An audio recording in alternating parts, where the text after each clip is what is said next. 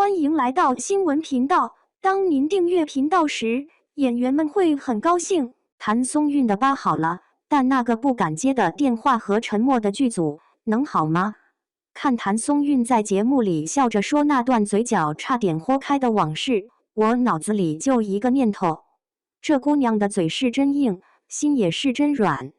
硬是硬在，肉差点掉下来都没对外吭一声；软是软在，疼得张不开嘴，第一反应却是躲起来，连爸爸的电话都不敢接。2026年综艺里这段就是重提，炸出了过亿的阅读和几十万条破防留言。但你看完那些心疼，再往下翻翻，就会闻到别的味道。一场看似关于心疼的集体共情，底下涌动的其实是3股早就憋坏了的情绪。最汹涌的那股叫代入了。看节目的时候真的破防了，尤其是他说不敢接爸爸电话，只能发微信说自己忙。这哪是明星啊，这就是我们每一个在外打拼的孩子啊！太懂那种报喜不报忧的感觉了。这条被顶上热门的评论，精准地戳中了时代的情绪麻筋。谭松韵的伤疤成了一个符号，一个所有懂事成年人的情感出口。他越轻描淡写，那份不敢脆弱的倔强就越让人心疼，也越让普通人照见自己。这波共情稳、准、狠，直接把他从甜美小花推向了坚韧大人的神坛。可神坛边上从来都站着愤怒的追问者。当多数人还沉浸在心痛里，已经有人把矛头调转了180度。剧组是干什么吃的？演员受伤了都没人发现，还在那拍？雪场补拍没有做好安全防护吗？这份愤怒很具体，他不要眼泪，要答案。根据去年工作室那份语焉不详的声明，受伤源于道具意外。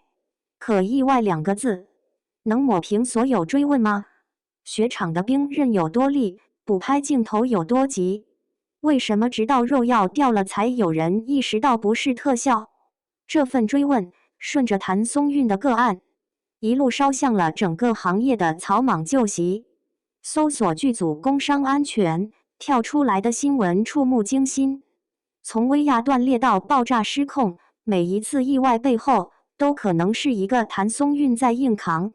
所以那句每次都是出事了演员自己扛，剧组神隐，骂的何止是一个剧组。更诛心的追问还在后面。最该骂的不是那些当初造谣他耍大牌的人吗？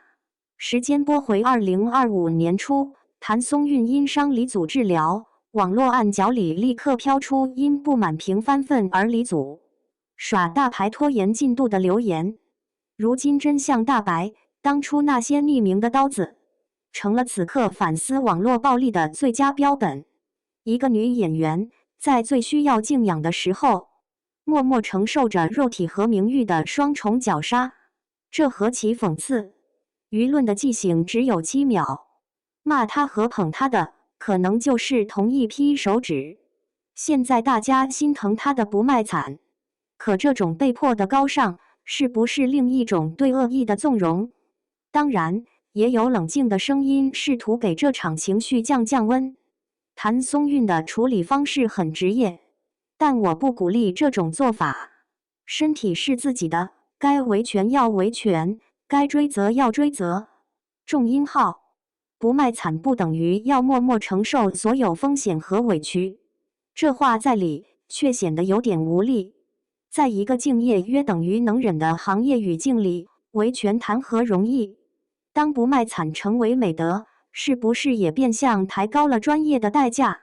事情发酵到现在，谭松韵和他的团队没有再出来说一个字，这很聪明。所有该说的，节目里那几句带着笑意的回忆都说完了，所有该立的坚韧、敬业、低调的形象已经立住了，甚至连下一部戏侯门有喜的网传男主都跟着有了热度。一场危机被完美转化为人设的淬火和流量的燃料。所以你看，这件事从来就不只是一个女演员受伤的故事，它是一个多棱镜。一面照见普通人的亲情软肋，一面折射行业的安全脓疮，还有一面映出网络舆论那副善于遗忘又热爱审判的滑稽面孔。谭松韵嘴角的疤或许淡了，但那些不敢接的电话，那些沉默的剧组，那些随时准备刺出的冷箭，真的也能随着一句都过去了就翻篇吗？当心疼成为最安全的流量密码，我们是不是也就默契的放过了那些真正该被追问的东西？